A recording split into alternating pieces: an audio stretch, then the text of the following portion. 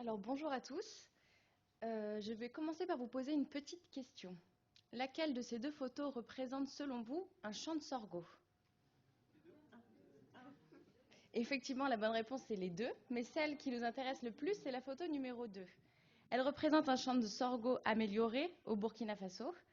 Le sorgho est la principale culture vivrière du pays et également un des principaux aliments de base des populations rurales, malgré des rendements moyens encore assez faibles. L'objet de notre étude a donc porté sur une innovation de procédé qui est l'application d'une méthode innovante de sélection variétale intégrant pleinement les producteurs et les organisations de producteurs dans le processus de sélection.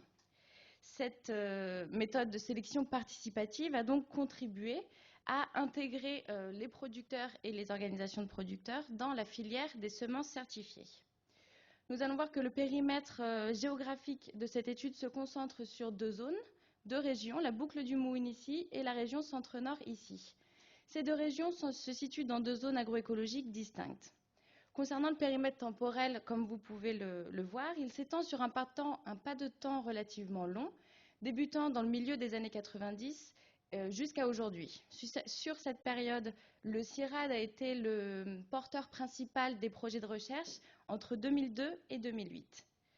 Les résultats préliminaires de notre étude, menée sur le terrain de mai à juillet 2015, nous ont permis d'établir ce chemin de l'impact, mais nous avons choisi de vous présenter l'impact qui est un peu au cœur de ce chemin, qui est donc la mise en œuvre de la production et de la commercialisation de semences certifiées par les collectifs de producteurs. Nous allons remonter un peu ce chemin et nous avons supposé et vérifié que les projets de sélection participative ont donc contribué à l'impact par le biais des modules de formation organisés et des dispositifs expérimentaux, ainsi que par la création de nouvelles variétés intéressantes pour les producteurs. Cet ensemble d'outputs nous ont permis aux producteurs d'acquérir de nouvelles connaissances et de nouvelles compétences et donc de se professionnaliser. C'est ainsi qu'in fine, les collectifs de producteurs sont aujourd'hui moteurs dans la production de semences certifiées de variétés améliorées. Ils ont su comprendre et intégrer le système préexistant de production de semences. Pour revenir un peu sur la méthode, dans mon cas, les personnes enquêtées avaient une longue expérience du participatif, puisque le participatif est une propriété intrinsèque de l'innovation. Les producteurs sont habitués à côtoyer la recherche et ils se prêtent donc facilement au jeu du question-réponse. De plus, nous avons remarqué que la participation des acteurs au processus d'évaluation ont permis de l'enrichir.